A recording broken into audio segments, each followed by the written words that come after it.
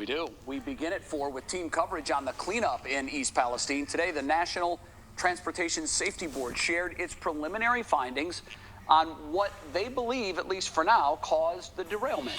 Our investigator, Marissa Saenz, is digging into that. And Neil Fisher is live in the Village, where Pete Buttigieg visited today. He'll be sharing those details. Marissa, let's start with you. A lot of important information in this report. I know you've had a chance to start going through it. What'd you find?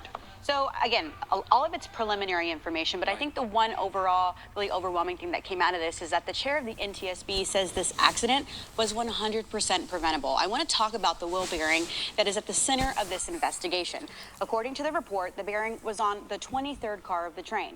The report says the crew was alerted twice that the temperature of the bearing was rising, once at 48 degrees, another at 113 degrees. Now, the alert comes in over a speaker, they said, and it wasn't until the bearing reached 260 degrees that the crew initiated the brakes, which is in compliance with Norfolk Southern standards. The railroad's threshold for, quote, critical temperatures is greater than 200 degrees. At a press conference this afternoon, the chair of the NTSB says that the overheating could be caused by a multitude of things and that the crew is not to blame. We have no evidence that the crew did anything wrong. And during this deceleration, the wheel bearing failed. There are a number of causes for overheated roller bearings. These could include fatigue cracking, water damage, mechanical damage, a loose bearing, or a wheel defect, and we will look at all that. Roller bearings fail. But it's absolutely critical for problems to be identified and addressed early, so these aren't run until failure.